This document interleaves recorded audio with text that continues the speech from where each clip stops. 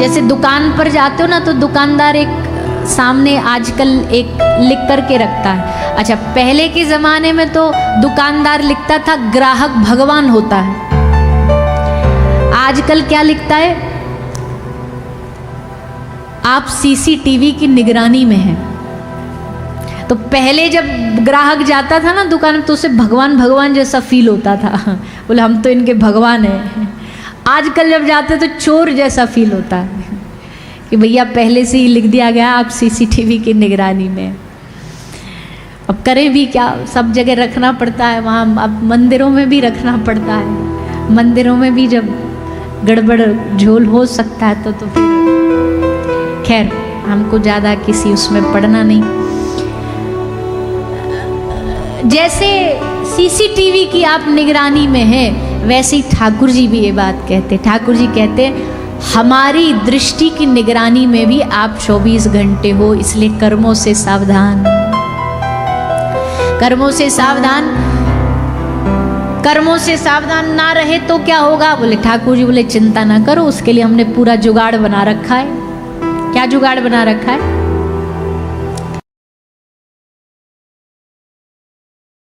हमारे डिपार्टमेंट है ना समाज को चलाने के, वन विभाग, शहर का म्युनिसिपालिटी का विभाग, केंद्र सरकार, राज्य सरकार, ये सब विभाग है। व्यवस्था बनी रहे इसलिए। कथा भी होती है तो उसमें विभाग बांट दिए जाते, भैया तू प्रसाद संभालेगा, भोजन तू संभालेगा। एक को दे दिया तू स्टेज का पूरा साफ सफाई संभाले, एक को दे दिया तू सिक्योरिटी संभाले, ताकि सब व्यवस्थित चलता रहे। ठाकुर जी ने भी विभाग बना दिए। भगवान थोड़ी ना दिन भर हमारे कर्मों की टेंशन लेते फिरेंगे कौन क्या कर रहा है। ठाकुर जी ने विभाग बना दिए। चित्रगुप्त को दे दिया तू लेखा जोखा रजिस्टर लेके लिखता रहे। एक स्वर्ग है, एक नरक है। स्वर्ग क्या है? भोग योनि वाले स्वर्ग में जाते हैं। बड़े ध्यान से सुनना सब लोग। ये जो मिथ है, जो गलत फहमी है हमारे मन में कि हम स्वर्ग चले जाएं, इसको सबसे पहले तोड़ना बहुत जरूरी है। स्वर्ग मिल जाए, आहा स्वर्ग में तो देवता रहते हैं, हमें भी काश मृत्यु के बाद स्वर्ग मिल जाए, मजा आ जाए, आनंद आ जाए। और स्वर्ग सचमुच बड़ा अच्छा वैभव से परिपूर्ण है, भरा हुआ है भंडार। ऐसे आंख बंद करो और कहो संसार का सारा सुख धन वैभव मिल जाए, तुरंत आ जाएगा सामने। अप्सराएं मिल जाए, तुरंत आ जाएगा। भोग योनि है। नरक भोग योनि है। स्वर्ग में अच्छे कर्म भोगे जाते, नरक में बुरे कर्म भोगे जाते।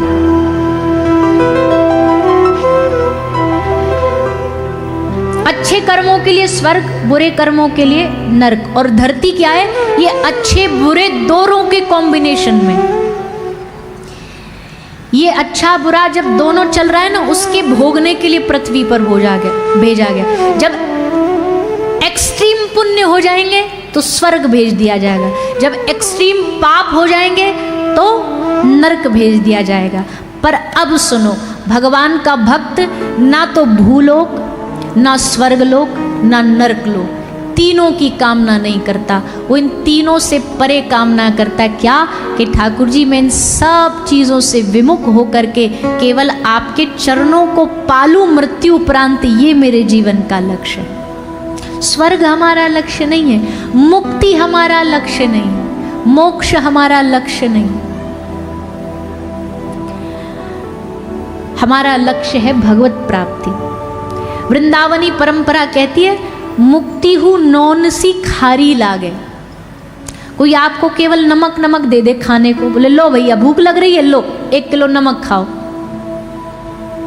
तो वमन कर देंगे, उल्टी कर देंगे। वैसे ही ब्रज में कहते हैं कि मुक्ति नौन सी, नमक जैसी खारी है। अगर वो अकेली है, रूखी सूखी है, तो उसके संग भक्ति होनी चाहिए, उसके संग प्रेम होना चाहिए। पृथ्वी भोग योनि है। यहाँ सब अपने कर्मों का भोग रहे हैं, अच्छा बुरा। कौन कहता है कि जीवन में मृत्यु के बाद ही कर्मों का फल मिलता है? कुछ फल ऐसे होते हैं जो हमें इसी जन्म में प्राप्त होते हैं, इसी जन्म में मिलते हैं। इसलिए भैया जैसे हम कहते हैं ना, मैं किसी से नहीं डरता, भगवान से डरता हूँ। भगवान कहते मुझसे भी ना डर, तुझे डरना है तो अपने कर्मों से डर। मुझसे डर के क्या करेगा? हमने पहले ही बोल दिया, भगवान कोई हुआ थोड़ी है कि उससे डर हो गया। ठाकुर जी कहते कुछ कर्मों के भुगतान हमें यही करने पड़ते, कुछों के हमें पिछले जन्म के भोगने पड़ते, और कई अभी ऐसे हैं जो हमारे जमा हो रहे हैं, जिनके लिए आगे के लिए हमें तैयार हो जाना चाहिए, तैयार रहना चाहिए। अच्छा, दुनिया में बस एक ही चीज़ ऐसी है जिसको आज तक अभी तक कोई समझ ना पाया, कि किसका कर्म कब किस जन्म में कहाँ मिलेगा, ये किसी को नहीं पता। मिलेगा ज़रूर, ये कन्फर्म है, पर कब कहाँ मिलेगा ये कोई नहीं जानता। ठाकुर जी ने सबको अंधेरे में रखा है, पर कहा है कि मिलेगा जरूर भैया, इसका फल भुगतना पड़ेगा। इसलिए सावधानी बहुत आवश्यक है कि कई लोग छोटी छोटी क्रियाओं में ऐसे पाप कर्म कर देते हैं। किसी जीव को मार दिया, किसी कीड़े मकोड़े को मार दिया, और कई तो हमको लगता है कि बस सींग ही नहीं है उनके सर पर, वो जो दैत्य वाले सींग दिखते हैं ना, बस वो सींग ही नहीं दिखाई देते, बाकी क्रियाएं तो उनकी सब दैत्यों जैसी है।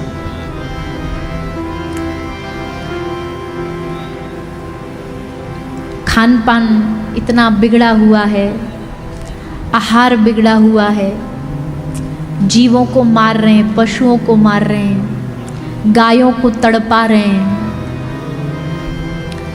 गायों पर तेजाब डाल रहे हैं, गायों को गोली मार रहे हैं। हमने बड़ी नज़दीकी से गौ माता का कष्ट देखा है, क्योंकि वही हमारा, ठाकुर जी ने सेवा दी है, वही हमारा कार्य है, वहीं रहना है। तो वहीं जा कर के गौ माताओं को जब बिलखता तड़पता देखते हैं तो हमें लगता है कि कई लोग तो इंसान की खाल में या हैवान ही घूम रहे, दैत्य ही घूम रहे हैं। अरे ठाकुर जी ने इतना सुंदर जीवन दिया है, और उसमें आप अच्छा तो छोड़ दो करना, पर बुरा करने में इतना लगे, इतना पीड़ा दे रहे हैं जीवों को, मूक प्राणियों को। अपने से किसी को छोटा कमज़ोर समझ करके उनको पीड़ा देना, ये बलवान का लक्षण नहीं है, ये बलशाली का लक्षण नहीं है। तो भैया अपने कर्म को, अपनी क्रियाओं को ठीक करो।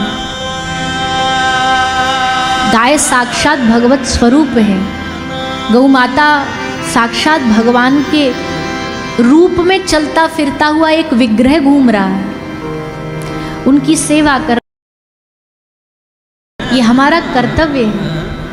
आप कुछ भी नहीं कर पाओगे ना, तो ठाकुर जी कहेंगे कि चलो, कहीं गाय पर अत्याचार हो रहा था, ये चुप नहीं बैठा था, कम से कम ये कुछ तो कर रहा था, आगे बढ़ करके। ये वो देश है, ये वो प्रदेश के लिए, अपनी राष्ट्र की रक्षा के लिए महापुरुषों ने, गुरुओं ने अपने प्राणों का बलिदान किया। तो हम सब भैया समझदारी से चलें। एक तो ये तो गाय की बात हो गई, अन्य जीव भी तो जीव हैं, अन्य जीव भी तो भगवान का ही अंश है। पशुओं को खाते हैं, मांसाहार खाते हैं। हमारी सनातन परंपरा कहती है, जब हम किसी शमशान में किसी को दफना के आते हैं, किसी को अग्निदान करके आते हैं, तो घर आकर के सबसे पहले घर वाले क्या बोलते, क्या करो, स्नान करो भैया, नहा लो। तुम उस जगह से आए हो जहाँ मुर्दों को जलाया जाता है, नहा लो, स्नान कर लो। शरीर पवित्र नहीं माना जा रहा उसका, पर सोचो जिसका खुद का शरीर ही शमशान हो। अब किसी पशु की लाश को अगर आप पेट में डालोगे तो शरीर क्या बना, शमशान ही तो बना। जिंदा मरे पशुओं की लाश अपने पेट में दफनाते जा रहे हो, दफनाते जा रहे हो, चलता फिरता शमशान इंसान है। तो हम निवेदन करेंगे जो भी कथा टीवी यूट्यूब के माध्यम से सुन रहे हैं, यहाँ बैठे हैं, या आजकल आप तो चलो फिर भी भगवत भक्त हो, कथा में आए हो, ऐसा कुछ करते नहीं होगे, पर आजकल की जो बच्चे आ रहे हैं, यंग जनरेशन आ रही है, उनको बचपन से ये चीज़ सिखाइए कि भैया ये सब गलत नहीं खाना है जीवन में, ये सब गलत आहार नहीं करना है जीवन में। ठाकुर जी की कृपा से भगवान ने इतना सुंदर संसार में इतनी वैरायटीज़ खाने की, इतने सारी चीज़ें बनाई हैं। किसी का जीवन, किसी का प्राण छीनने का हमको अधिकार नहीं, हक नहीं दिया भगवान।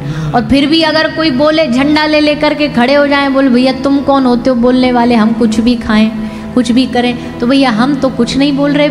फिर अगली बार जब डंडा पड़ेगा ना तो ठाकुर जी का ही पड़ेगा। फिर इंसान के सब उस प्रवचन से कुछ नहीं होगा। खाओ जितना खाना खाओ। कई बार हम विनोद में कहते हैं, गाना चला था कि संडे हो या मंडे रोज खाओ रोज खाओ अंडे। हमने कहा बनाने वाले ने आधा छोड़ दिया, ये बीच में पूरी लाइन भूल गया करना, हम करें पूरी लाइन। बोले बताओ, हमने कहा संडे हो या मंडे रोज खाओ अंडे, फिर ऊपर जा कर के खाओ भगवान के डंडे। ऐसे थोड़ी छोड़ देंगे ठाकुर जी। बोला हमारे प्रकृति के, हमारे जीवों को मारेगा, इधर आ तू, हम बताते तुझे। स्वाद की, जीव के स्वाद के सुख में बावरा हो गया, तुझे होश नहीं रहा कि भोजन कर रहा है कि तू जीवों को मार रहा है, खून पी रहा है किसी का। अच्छा, तथाकथित तार्किक लोग फिर हम पर और ज्ञान पेलने आ जाते हैं। क्या बोलेंगे? अरे आप जो अन्न खाते हो, आप जो फल खाते हो, ये भी तो कोई जीव ही है। आप जाकर के बड़े वैज्ञानिक हो, आप सर्च करो, कैसे जीव तो है, लेकिन दो प्रकार के जीव होते हैं। आप फल खाते हो तो कभी उससे खून निकलता है? आप अनाज खाते हो तो क्या अनाज चीखता है, चिल्लाता है कि भाई मुझे मत मारो, बचा लो? लेकिन जो आप खा रहे हो उसमें से रक्त निकलता, जो आप खा रहे हो वो चीख रहा है, वो तड़प रहा है कि हमें बचा लो। क्या कंपैरिजन है दोनों का भले? तो ये तर्क हमें नहीं लगता कि कहीं भी, सब बेसलेस है, इसका कोई औचित्य नहीं है। पर अब खाने वाले को कुछ तो अपने आप को अच्छा दिखाना होता है, इसलिए हम कहते हैं ये नॉन वेज शब्द कैसे बना? नॉन वेज कोई शब्द नहीं है, आई एम वेजिटेरियन का उल्टा कर दिया है, आई एम नॉन वेजिटेरियन। कि अब ये कहेगा कि I am an animal flesh eater, मैं पशुओं का कलेजा खाने वाला हूँ, तो थोड़ा इमोरल दिखेगा, लगेगा अरे बड़ा दैत्य किस्म का आदमी है। तो अपने आप को बचाने के लिए क्या नाम दे दिया? आई एम नॉन वेजिटेरियन, मतलब मैं वेजिटेरियन नहीं हूँ। क्या नहीं हूँ, क्या खाता वो तो बता,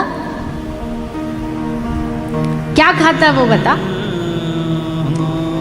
इसलिए भैया हम तो दो चार चीज़ें ही आपसे बोलेंगे। वैसे आपसे इसलिए बोल रहे हैं क्योंकि आप भी ऐसे बहुत लोगों को जानते होंगे जो गलत खाते हैं, जो नशा करते हैं, जो शराब पीते हैं, जो ये सब चीज़ों में पड़े। तो आप भी उनको समझाओ, बोले जी हम कथा में सुन के आए थे, तो हम वही चीज़ आपको बता रहे हैं, भैया ये ना करो,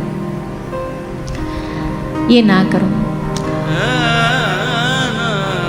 अपना मित्रों का सर्कल ऐसा रखो जो आपको गलत चीजें छुड़ाए, जो गलत चीजों से जोड़े नहीं। शादी ब्याह पार्टी में एक अलग ही प्रकार का एक सेक्शन होता है पीने वालों का, और जो ना पीने वाले होते हैं ना, वो उनको जबरदस्ती खींच खींच के अपने में लाने की कोशिश करते हैं। बोले अरे वहां क्यों बैठे हो, इधर आओ ना, हमारे संग आओ। क्योंकि बुराई को लगता है ये अच्छे कैसे रह सकते हैं, अगर हमारे भीतर कमियां तो इनको बढ़िया कैसे रहने दे, तुम भी आओ, तुम भी शामिल हो जाओ। और फिर वो तर्क देंगे बड़ी बड़ी। शराब पीने वाले को कोई तर्क कम थोड़ी है, शराब पीने वाले के पास लिस्ट मांग लो तो ढेर बता देंगे। एक प्रोफेसर साहब शराबियों को ज्ञान बांट रहे थे, तो उन्होंने कहा हम आपको थ्योरी करके दिखाते प्रैक्टिकली कि शराब कितनी खतरनाक है। तो उन्होंने एक गिलास में पानी लिया, एक गिलास में शराब ली, दोनों में एक कीड़े को डाला, तो पानी वाला तो तैरता रहा, पर जिसको शराब में डाला वो कीड़ा मर गया। तो प्रोफेसर साहब बोले देखो शराब कितनी बुरी है, पानी में डाला तो कीड़ा जिंदा है और शराब में डाली तो देखो मर गया कीड़ा। तो उन्होंने तो बढ़िया बताने के लिए डाली, तो उसमें एक शराबी खड़ा हुआ, बोले प्रोफेसर साहब हम बोले? बोले बोलो। बोले हमको लगता है शराब पीनी चाहिए। क्यों? शराब पिएंगे तो पेट के सारे कीड़े मर जाएंगे। लो कर लो बात। कौन जीत सकता है इनसे? कोई नहीं जीत सकता। इसलिए भैया तर्क देने वाले तो देते रहेंगे, हमें ध्यान रखना चाहिए, आहार शुद्ध रखो। श्री सुखदेव जी महाराज ने नरकों का वर्णन सुना के बताया, और फिर राजा परीक्षित बड़े घबराए, बड़े चिंतित हुए, क्योंकि महत् पुरुष का अपराध तो सबसे बड़ा अपराध होता है, संत का अपराध तो सबसे बड़ा अपराध होता है। राजा परीक्षित ने वही अपराध किया था। घबराए तो राजा परीक्षित को सुखदेव जी ने संभाला कि हे राजन, तुम्हें चिंता करने की आवश्यकता नहीं, तुम भगवान की शरण में आ गए हो, तुम नाम की शरण में आ गए हो, अब तुम्हारा नाम अपने आप कल्याण कर देगा। नाम की महिमा सुनाई। अजामिल नाम के एक भक्त का चरित्र भागवत जी में सुनाया गया, नाम भगवान की व्याख्या की गई। अजामिल ने अपने पुत्र का नाम नारायण रख करके नाम जपते जपते भगवत प्राप्ति की। ऐसी भागवत जी का एक प्रसंग, अजामिल की कथा सुनाई गई। आगे श्री प्रहलाद जी महाराज का चरित्र सुनाया गया। श्री प्रहलाद जी की चर्चा आप हम सब श्रवण पान करेंगे। एक बार जब श्री द्वारिकाधीश कुरुक्षेत्र आए तो पूरे खानदान को लेके आए, अपनी घर गृहस्थी पूरी संग लेके आए थे। 16,108 रानियां सब संग आई थी। सबके मन में भाव आया, हमने श्री राधा रानी के बारे में खूब सुना, रोहिणी मैया से सुना, हमने आपको बताया, तो क्यों ना हम राधा रानी से मिलने जाएं। कौन है राधा, देख तो लें एक बार। तो सब रानियां आई। सुना था कि उनको कोई सोना चांदी हीरा जवाहरात ये प्रसन्न नहीं कर सकता, तो कोई ले जाने का भेंट फायदा ही नहीं। इससे बढ़िया एक काम करो, कुछ भोग्य पदार्थ, भोज्य पदार्थ ले जाओ, कुछ पाने को ले जाओ। तो दूध लेकर के आई सब रानियां श्री राधा रानी के लिए आई।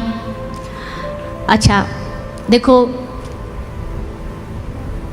प्रेम में और काम में कितना फर्क है। संसार का जो प्रेम होता है, काम जो होता है, उसमें अगर एक ही प्रियतम की दो प्रेयसी आपस में मिले तो कितना बड़ा महाभारत हो जाए, कितना बड़ा युद्ध हो जाए, क्योंकि वहां काम विशेष है। लेकिन जहां प्रेम था, उस प्रेम ने, जब किशोरी जी ने, ललिता ने कहा, हे किशोरी जी, पता है कौन आया है आपसे मिलने? कौन आया है?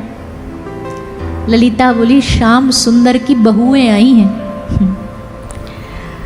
श्याम सुंदर की अर्धांगिनी आई हैं। आई नहीं, आई हैं 16,108 आई।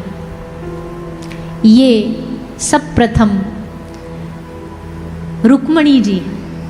जैसे श्री किशोरी जी ने सुना कि ये श्याम सुंदर की पत्नी है, सुन करके एकदम आनंद में डूब गई। रुक्मणी जी को अपने गले से लगा लिया। आहा रुक्मणी, तेरे भाग्य की मैं कितनी सराहना करूं, श्याम सुंदर ने तुमको चुना। इससे बड़ा सौभाग्य मुझे तो तेरे चरणों की रज उठा के अपने माथे पे लगानी चाहिए। तुम कितनी श्रेष्ठ तुम्हारा प्रेम होगा जो श्याम सुंदर ने तुम्हारा चुनाव किया। रुक्मणी जी, जितनी भी रानियां थी वो ईर्ष्या नहीं करती थी किशोरी जी से, पर फिर भी मन में थोड़ा किंचित मात्र तो भाव था ही कि हमसे क्यों श्याम सुंदर उतना श्री राधा रानी के बगैर बराबर प्रेम नहीं करते। आज जब श्री जी ने गले लगाया ना इनको तो आंसू बहने लग गए। आज समझ में आया क्यों श्याम सुंदर आज भी श्री राधा रानी से प्रेम करते हैं। आनंद हो गया मिलके। और फिर उस आनंद में सब रानियों ने कहा ये हम आपके लिए भेंट लाई हैं दूध। प्रेम में बावरापन तो होता ही है। प्रेमी और पागल ना हो तो फिर प्रेमी कैसा। प्रेमी को तो बावरा बनना ही पड़ता है। श्री किशोरी जी ने जैसे ही उस बर्तन में दूध देखा, उठाया और उसको झट करके पीने लग गई। रानियों ने रोका भी, अरे अरे अभी अभी गर्म, अभी अभी हम चूल्हे से उठा के लाई है, एकदम गर्म होगा, जरा ने ठहर जाओ, ठंडा पी लो। पर उनको कहाँ ध्यान, शरीर का कोई भान किशोरी जी को रहता कहाँ था। कब दिन है कब रात है कुछ नहीं पता रहता था। उठा करके पात्र में से पूरा दूध श्री किशोरी जी गरम गरम पी गई। सुंदर मिलन होने के बाद जब रानियां वापस द्वारिकाधीश के पास पहुंची, रात्रि का समय, रोज की भांति, नित्य की भांति चरण सेवा करने जब पहुंची, और जब चरण सेवा कर रही थी, जैसे चरण दबाए तो द्वारिकाधीश की आह निकली। आह क्या हुआ प्रभु? चरणों को देखा तो चरणों में छाले पड़े हुए थे। रानियां बोली कहाँ गए थे आज आप? ठाकुर जी बोले मैं कहाँ गया था, तुम बताओ तुम कहाँ गई थी? हम तो श्री राधा रानी से मिलने गए थे। क्या लेके गई थी? दूध लेके गई थी। कैसा था? गर्म था। गर्म दूध पी लिया। ठाकुर जी ने कहा बस तो उन श्री किशोरी जी के हृदय में मेरे दोनों चरणार विंद छपे हुए हैं। किशोरी जी ने मेरे चरणों को अपने हृदय में बसाया है, इसलिए वो गर्म दूध उनको न लगा, पिया श्री किशोरी जी ने, पर उसका असर यहाँ बैठे द्वारिकाधीश के चरणों पर हो गया।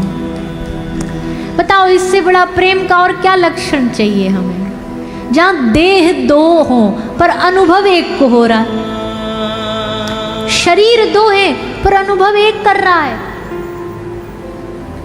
यही प्रेम है। तो श्री किशोरी जी के हृदय में श्याम सुंदर के चरण हैं और श्याम सुंदर के हृदय में किशोरी जी के चरण छपे हुए हैं। ऐसे चरणों की महिमा बहुत है वैष्णवता में।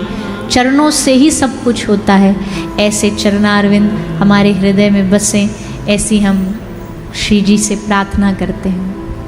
आगे ठाकुर जी के भक्तों के प्रसंग में श्री प्रहलाद जी महाराज का प्रसंग आया। जीवन की अनुकूल परिस्थिति भी जिनको भक्ति से, मार्ग से रोक ना पाई,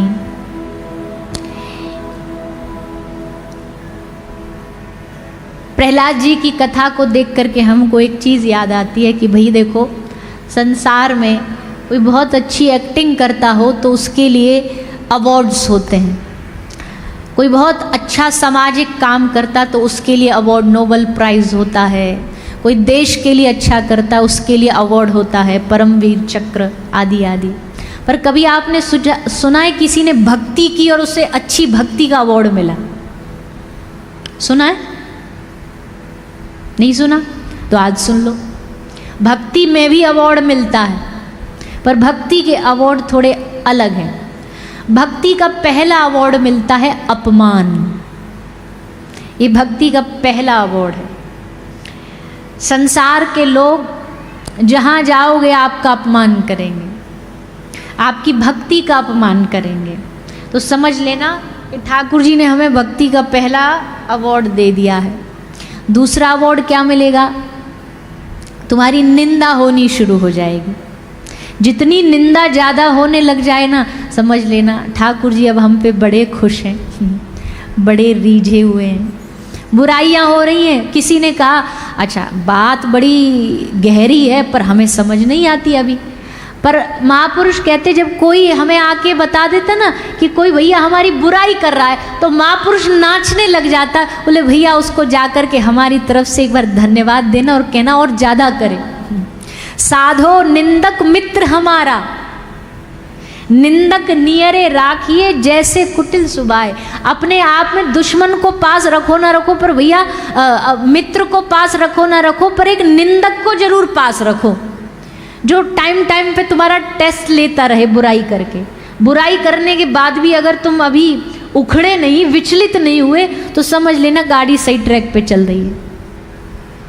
साधो निंदक मित्र हमारा, चरणदास जी का ये भाव एक पद है, और उसमें यहाँ तक कह दिया कि सुखी रहे निंदक जग माही। बोले भगवान चाहे मेरे प्रिय को दुख दे देना, पर मेरे निंदक को कभी दुख ना देना, क्योंकि इसकी वजह से ही तुम्हें सही लाइन पे लगा रहा। निंदक का इतना वो बताया गया है। पर भैया कहने में तो ये बात बड़ी अच्छी लगती है, कोई हमें पता लग जाए कोई हमारी पीठ पीछे बुराई कर रहा था तो हम उसकी खोपड़ी फोड़ डालें।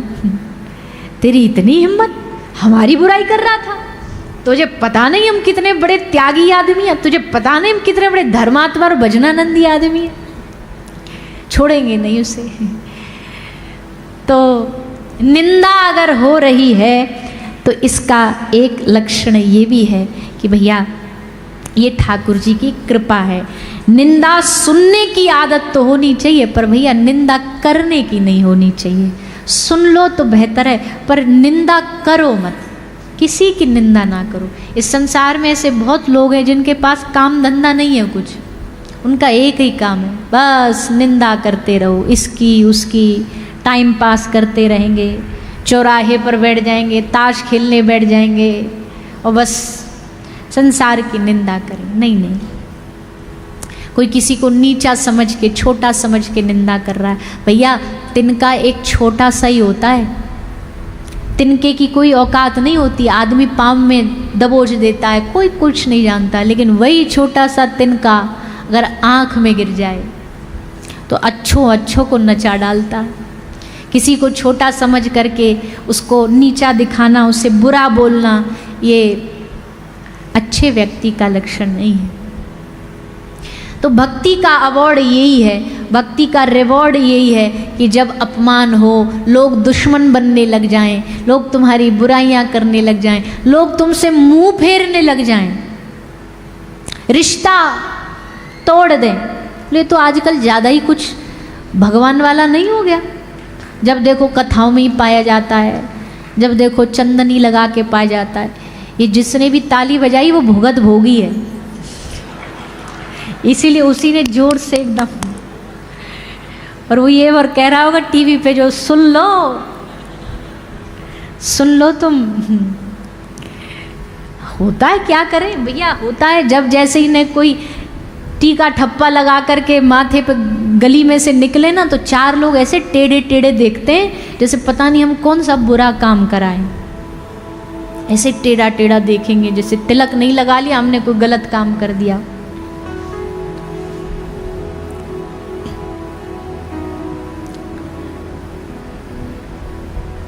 तो क्या कह रहे थे हम?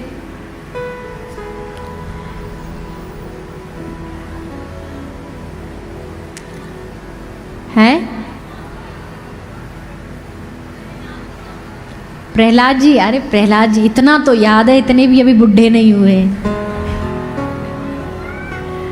तो हाँ, निंदा होगी ही, बुराइयां होंगी ही, उसको स्वीकार करो, उसको स्वीकार करो ठाकुर जी की कृपा समझ करके।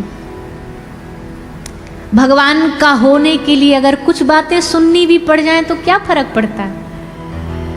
भगवान का होने के लिए किसी की दो चार बातें किसी ने सुना दी, हमसे रिश्ता तोड़ लिया, ठीक है, बढ़िया, अच्छा है, क्या घटा हमारा, क्या गया हमारा। तो प्रहलाद जी महाराज उसका प्रत्यक्ष उदाहरण है कि जीवन में चाहे तुम्हारे लाखों दुश्मन बन जाएं, चाहे तुम्हारा अपना कोई सबसे सम्माननीय, अपना कोई सबसे प्रिय भी अगर तुम्हारा भक्ति में बाधक बने, तो भाई भैया घबराओ नहीं, चरय वेती भक्ति में चलते रहो। प्रहलाद जी रुके नहीं, थमे नहीं, बढ़ते रहे और फिर उनके इसी दृढ़ विश्वास के फल के प्रताप से भगवान ने उनकी रक्षा के लिए अवतार ग्रहण किया।